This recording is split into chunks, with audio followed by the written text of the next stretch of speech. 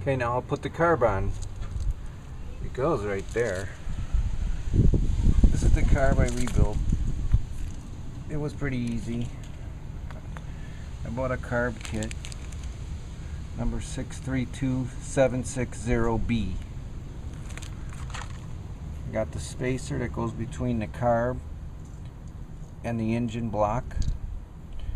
The little circular line goes towards the carb. The squiggly line goes towards the engine. On each side of this goes a gasket, which I have here, I bought. And it's attached with these two screws. And of course I used a modified Allen wrench that I ground down so it would fit between the carb body and the screw. The tight fit caused me to do this. Okay, I'll just put it on and continue put the rest of this thing together. Alright, the first thing I'm going to do is connect this linkage. It comes in from the top and hooks right in from the top, and then there's this spring. You got to hook that spring through there also. It's a little tricky if you can get it through with the linkage. And once that's hooked in like that, then you put the carb on and you hook this part of the linkage through the bottom of the governor. Okay, I have my carburetor, then I have my linkage, which has to go through the governor from underneath. Then the spring needs to be hooked over the top. The spring needs to be hooked over the top because that's the way it was when I took it apart. And again, it's a little tricky. You gotta almost do this before you put the carb on, because it'll be impossible to do it if you wait. Now I got my gaskets on either side of the spacer, and the tricky part again is putting the screws through all the holes. Tight squeeze. Once you get it on there though, you gotta just make sure your linkage doesn't come apart. Alright.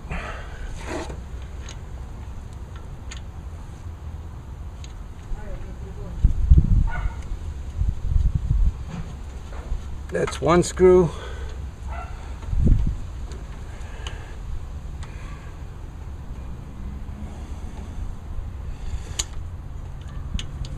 Alright.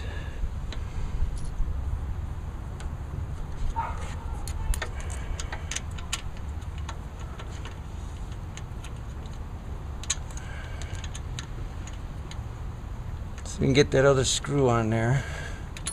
It's not real easy, I'll tell you. It's a real tight squeeze.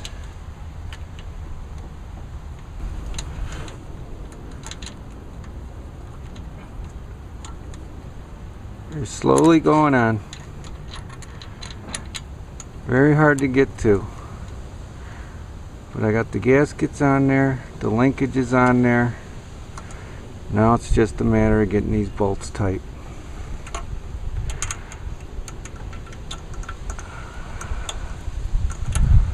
Once I got them fingered tight with this long end of the Allen wrench, I now go to my modified short end of the Allen wrench.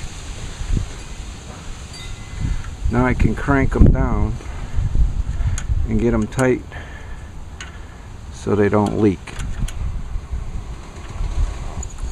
Couldn't do this before I modified this Allen wrench. I had a real hard time getting them off.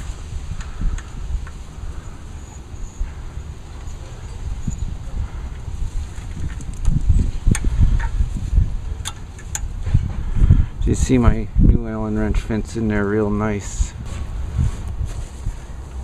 I guess I'll put the fuel line on. I trimmed a small piece off because of it'll make for a tighter fit.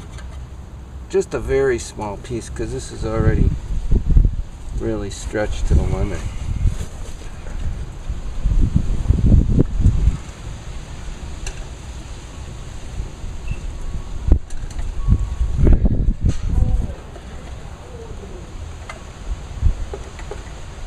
push it all the way on.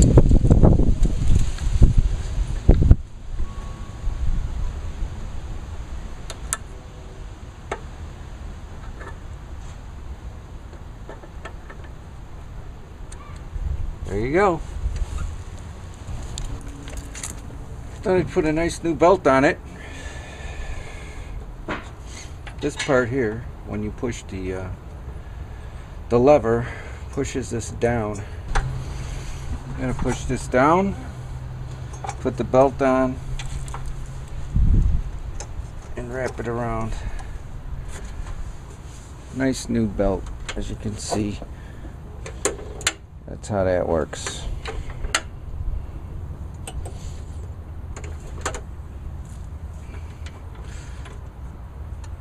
Once the cover's on, it'll hold this belt off the wheel.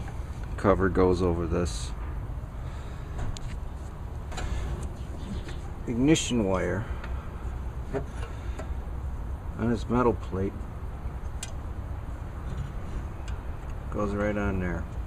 Right on there. Clicks right on, and then of course we have our primer bulb hose. That pushes on here. I can tell this isn't gonna go on real super easy, but there it goes, it's on. Now you can put this plate back on. And the one thing that holds it temporarily while you get everything else lined up, make sure your carburetor goes through the hole.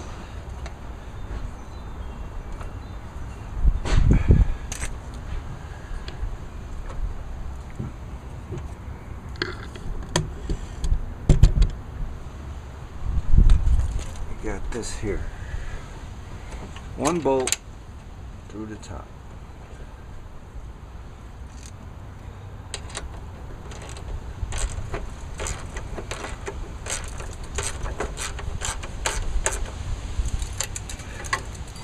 That'll hold this on until I get everything else lined up, because the black cover is going to help hold everything else together, and it's part of that has to be connected when you connect all the other bolts. So right now I want to pull through the starter cord.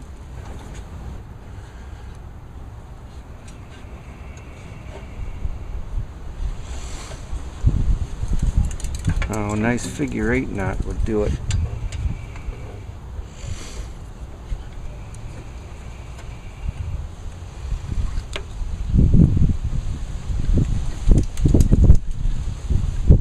That is a figure 8 knot. It is used in applications where you don't want something to pull through a hole.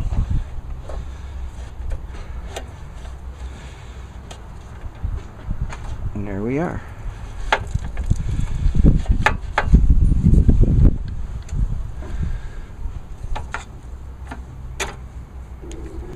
There, I connected the electric start.